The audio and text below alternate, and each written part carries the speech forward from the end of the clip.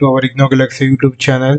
Guys, अगर आप इस चैनल पर नए हैं तो प्लीज़ हमारे इग्नो गैलेक्सी यूट्यूब चैनल को जरूर सब्सक्राइब कीजिए, लाइक कीजिए, ताकि इग्नो से रिलेटेड नए अपडेट्स नए इन्फॉर्मेशन हम इसी चैनल पर आपके सामने ला पाएँ। गाइस, आपने जैसे टाइटल देखा होगा, what to do if absent in the IGNOU exam 2025। अगर इग्नो के एग्जाम में अगर एब्सेंट हो जाते हैं तो आपको क्या करना पड़ेगा, तो उसके बारे में पूरा डिस्कस है। उसके क्या मतलब आपको कॉन्सिक्वेंसेस आ सकते हैं, तो उसके बारे में हम पूरा डिस्कस करेंगे। तो इस वीडियो में लास्ट तक बने रहिए गाइस। आपके एग्ज़ाम्स अभी चल रहे हैं, जून 2025 के एग्ज़ाम्स आपके हैं, टर्म एंड एग्जामिनेशन, तो वो चल रहे हैं गाइस। तो उसके बारे में कोई ऐसे स्टूडेंट है जो एब्सेंट हो जाते हैं, तो उनका मैसेज आते रहता है हमारे चैनल पे, या फिर इंस्टाग्राम पे चैनल आते रहता इंस्टाग्राम पे मैसेज करते हैं कि अगर हम एब्सेंट हो गए तो अब क्या होगा हमारा। तो उसके बारे में पूरा एक स्टेप बाय स्टेप एनालिसिस करने वाले हैं, तो लास्ट तक इस वीडियो में बने रहें। तो चलिए वीडियो को शुरू करते हैं गाइस। तो गाइस, इंट्रोडक्शन में हम ये देखेंगे कि missing an IGNOU term end examination can be stressful, but there are clear steps and options available for a student. This presentation provides a comprehensive guide on what to do next and what to plan ahead. तो guys, इसमें पूरा इग्नो के term and examinations का क्या है, वो तो stressful रहता है, लेकिन बच्चे अगर एब्सेंट हो जाते हैं, तो कुछ प्रॉब्लम वश एब्सेंट हो जाते हैं, तो उनके लिए और कई ऑप्शंस अवेलेबल है, उसके बारे में डिस्कस करेंगे, पूरा अच्छे से उनको गाइड करेंगे। तो इसी के बारे में ये वीडियो है, तो इसी को हम आगे बढ़ाते हैं गाइस। अंडरस्टैंडेड द कॉन्सिक्वेंसेस, क्या परिस्थिति हो सकती है गाइस अगर आप एब्सेंट रह गए आपके एग्जाम्स में। You will not receive marks for that paper, है तो जाहिर सी बात है आपको मार्क्स नहीं मिलेंगे गाइस, है ना। आपको 0 मार्क्स उस पेपर में मिलेगी। And you will show that not completed for that course. तो आपका जो कोर्स है ना, पूरा इग्नो का जो कोर्स है, क्रेडिट सिस्टम है, वो पूरा आपके जैसा परफॉर्मेंस है उसके हिसाब से चलता है गाइस। अगर आप एब्सेंट हो गए तो उस कोर्स को क्या है, वो एकम्प्लिश नहीं दिखाएगा, वो नॉट कंप्लीटेड ही दिखाएगा गाइस, वो पूरा हुआ नहीं दिखाएगा।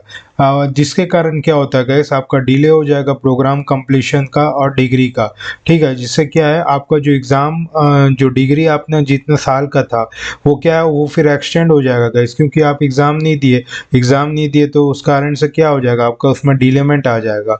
तो ये है आपका कंप्लीशन डिग्री क्या है, और टाइम पे नहीं हो पाएगा, वो डिले हो जाएगा guys.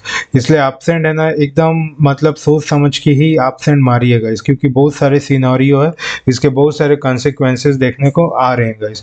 Reappearing is necessary in the next exam, फिर उसके बाद कोई चॉइस ही नहीं बचता है गाइस, आपके पास सिर्फ एक ही चॉइस बचता है कि आपको फिर से रीअपेयर होना पड़ता है नेक्स्ट सेशन के लिए गाइस। अब उसके लिए इमीडिएट एक्शंस आप क्या कर सकते हैं, आप पैनिक ना हो, है ना।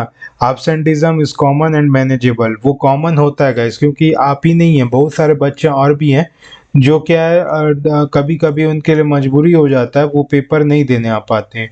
तो वो क्या है, पैनिक नहीं होना है कि सिर्फ मैं ही एब्सेंट हुआ हूँ या हुई हूँ, तो इस चीज़ का कोई पैनिक नहीं होना है, ये मैनेजेबल है guys. Keep your admit card enrolment detail ready, वो तो आपको रखना ही पड़ेगा, एडमिट कार्ड और एनरोलमेंट डिटेल को। Wait for IGNOU to declare the result officially. तो क्या इग्नो का जब टर्म एंड एग्जामिनेशन कंप्लीट हो जाता है ना गाइस, तो वो है ना अपना एक पहले क्या प्रोविजनल मार्कशीट वो क्या है डिक्लेयर करता है।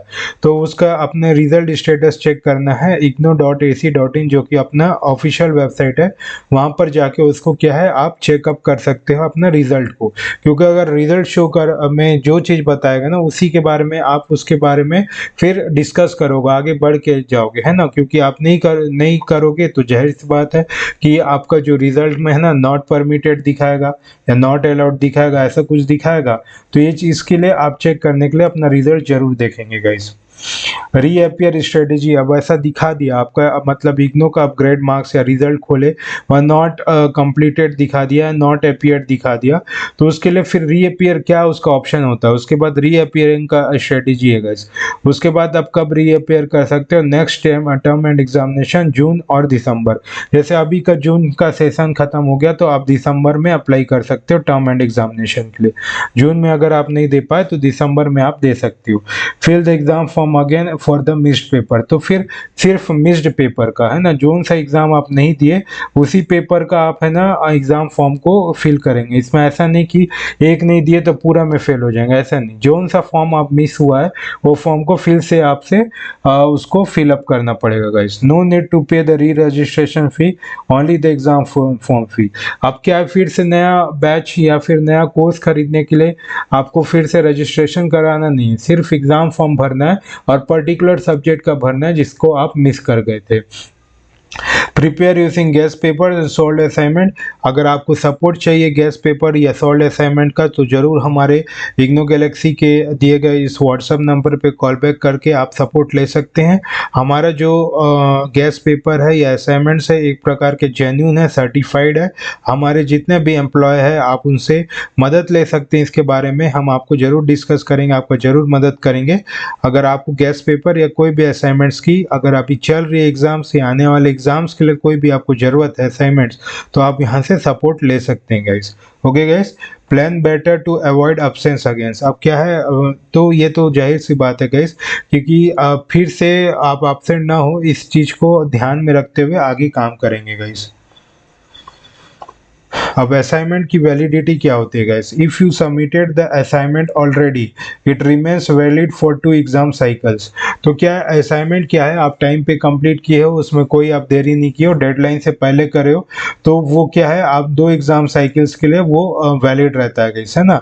2 एग्जाम साइकिल्स के लिए वैलिड रहता है। इंपॉर्टेंट है गाइस, इसको आप देख लेंगे क्योंकि ये हर कोई नहीं जानता, क्योंकि आप एक बार असाइनमेंट कर दियो तो फिर वो डेडलाइन में आप सबमिट कर दियो, लेकिन टर्म एंड एग्जामिनेशन में आप एब्सेंट हो गए तो उसके लिए फिर से असाइनमेंट लिखने की जरूरत नहीं है, क्योंकि वो वैलिड रहता है 2 एग्जाम साइकिल्स के लिए, है ना। तो आपको कोई टेंशन लेने की जरूरत नहीं है असाइनमेंट के लिए। नो नीड टू रीसबमिट, देखिएगा इस यहाँ पर इंपॉर्टेंट मेंशन किया गया, no need to resubmit assignment unless syllabus change. जब तक सिलेबस चेंज नहीं हुआ है तो होता ही नहीं है गाइस, बहुत साल में एक बार होता है। जब तक सिलेबस चेंज नहीं हुआ है तो आपको कोई समय जरूरत नहीं है फिर से असाइनमेंट को रीसबमिट करने का, क्योंकि सिलेबस गाइस अक्सर देखा जाता है कि वो चेंज नहीं होता है। तो आपके 6 महीना में अगर आप नहीं दिए हो, है ना, जून में नहीं दिए हो, दिसंबर में अप्लाई कर रहे हो, तो ऐसा जरूरी नहीं है, बहुत लेस चांस है, यानी कि 0.1% चांस है कि सिलेबस चेंज होगा। वैसे वो सिलेबस चेंज होता नहीं है, तो आप सिलेबस चेंज होता नहीं है तो आप अपना असाइनमेंट को रीसबमिट करने की कोई ज़रूरत नहीं है, बस एग्ज़ाम फॉर्म फिल करिए और एग्ज़ाम दीजिएगा। इस track assignment status on IGNOU portal, है ना। अगर उसका फिर असाइनमेंट आप दिए हो तो वो असाइनमेंट अप्रूव हुआ है कि नहीं, उसका आप स्टेटस चेक करने के लिए इग्नो पोर्टल से आप चेक कर सकते हैं guys. Contact IGNOU if required, अगर आपको कुछ प्रॉब्लम हो गया है ना, कुछ मतलब और भी इसके लिए कंसर्न है, तो रीजनल सेंटर से एक बार आप कंसर्न कर सकते हो अपना क्लैरिफिकेशन के लिए, या फिर ग्रीवियंस में अपना जो है अपना ग्रीवियंस यानी कि कंप्लेंट कर सकते हो यहाँ पर जाके igram.igno.ac.in में, और पूरे डॉक्यूमेंट को scan and ready for the support. मतलब जितने भी असाइनमेंट है आपको स्कैन कॉपी अपने पास रखना चाहिए, और पूरा आप जो सा उसमें ट्रैक नंबर है और क्या कब असाइनमेंट सबमिट किए थे, पूरा डेट उसका अपलोड किए थे, पूरा एक स्क्रीनशॉट, पूरा एक डॉक्यूमेंट स्कैन करके अपने पास रखे रहेंगे गाइस, क्योंकि आप बैकअप में कुछ रखेंगे, क्योंकि आप जब असाइनमेंट सबमिट करते हैं तो उसका कुछ एनरोलमेंट नंबर या किस टाइम पे आप सबमिट किए थे, कुछ तो एक एविडेंस होगा गाइस। तो उस एविडेंस को, पूरे डॉक्यूमेंट को स्कैन करके अपने पास रखना है, ताकि आप दिखा सके कि आपने टाइमली इसको सबमिट किया था। क्योंकि आप नहीं करेंगे तो गाइस फिर से आपको असाइनमेंट लिखना पड़ेगा, जो कि बहुत हेक्टिक है। तो इसलिए क्या है गाइस, एक बार आप असाइनमेंट डेडलाइन से पहले किए हैं तो फिर भले एग्जाम नहीं देते हैं तो बस एग्जाम में ही आप फोकस कर पाएंगे, नहीं तो फिर से आप असाइनमेंट में फोकस करेंगे तो एग्जाम में फोकस करना दोनों में एक साथ नहीं हो पाता गाइस। तो ये चीज को आप ध्यान में रखेंगे।